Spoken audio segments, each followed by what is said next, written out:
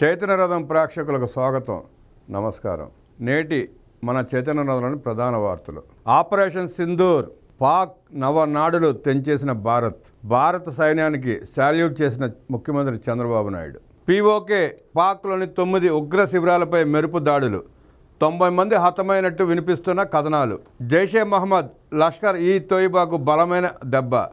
పహల్గామ్కు ప్రతీకార చర్యగా ప్రకటించిన భారత్. ప్రత్యక్షంగా పర్యవేక్షించిన ప్రధాని నరేంద్ర మోదీ. భారత్ మాతాకి జై నినాదంతో మారుమోగుతున్న దేశం.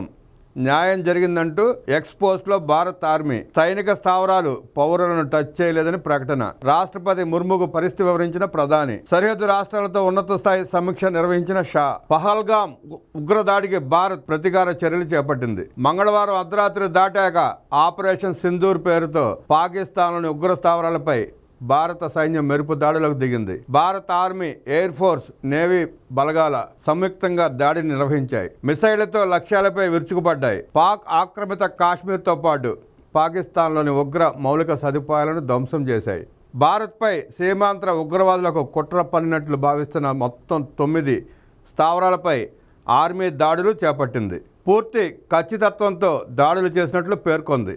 ఉద్రిక్త పరిస్థితులకు తావు లేకుండా పాక్ సైనిక సదుపాయాలపై ఎక్కడా దాడులు చేపట్టలేదని భారత ప్రభుత్వం పేర్కొంది. దేశవ్యాప్తంగా బుధవారం కేంద్ర ప్రభుత్వం మాక్ డ్రిల్స్ నిర్వహించనున్న వేళ ఈ దాడులు చేయడంతో సర్వత్రా ఉత్కంఠ నెలకొంది. ఆపరేషన్ సింధూర్ అనంతరం భారత్ మాతాకి జై పేరుతో దేశం మారుమోగింది. పీఓకే, పాకిస్తాన్లోని ఉగ్రమూకల శిబిరాలపై భారత సైన్యం వీరోచిత దాడులు జరపడాన్ని ముఖ్యమంత్రి చంద్రబాబు నాయుడు ప్రశంసించారు. పహల్గామ్ ఉగ్రవాద దాడికి వేగంగా ప్రతీకారం తీర్చుకున్న భారత సాయుధ దళాల వీరులకు గర్వంగా వందనం చేస్తున్నాను. అసమాన ధైర్యం, ఖచ్చితత్వంతో, ఉక్కు సంకల్పంతో భారత్ తనను తాను రక్షించుకుంటుందని మళ్లీ నిరూపించారు. ప్రధానమంత్రి నరేంద్ర మోదీజీ నాయకత్వంలో ప్రపంచం మన బలాన్ని, దృఢ సంకల్పాన్ని చూసింది. మన దేశం ఉగ్రవాదానికి వ్యతిరేకంగా ఐక్యంగా నిలబడి మన సాయుధ దళాలకు దృఢంగా మద్దతునిస్తోంది. జై హింద్ అంటూ చంద్రబాబు నాయుడు ఈ సందర్భంగా పేర్కొన్నారు. అనుక్షణం అప్రమత్తం. ఆపరేషన్ సింధూర్ అనంతరం పరిస్థితిపై పూర్తి సన్నద్ధత. తప్పుడు ప్రచారం జరగకుండా చూడాలి. ప్రజలకు అవగాహన కల్పించడంపై దృష్టి పెట్టండి. కేంద్ర సంస్థలకు పూర్తిగా సహకరిస్తామన్నారు ముఖ్యమంత్రి చంద్రబాబు నాయుడు.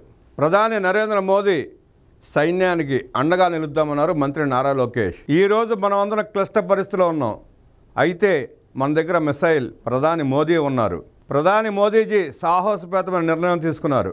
వారికి అండగా నిలబడదాం. భారత సైనికులు పాకిస్తాన్ పైకి వెళ్ళి స్ట్రైక్స్ చేస్తున్నారు. ఉగ్రవాద స్థావరాలను నేలమట్టం చేశారు. మనమందరం తొలుత భారతీయులం. మన కోసం సరిహద్దుల్లో యుద్ధం చేస్తున్న సైనికులకు సంఘీభావం తెలుపుదాం. తప్పుడు ప్రచారం జరగకుండా చూడాలి. అప్రమత్తంగా ఉండాలి. భారత్ మాతకి జై అన్నారు నారా లోకేష్.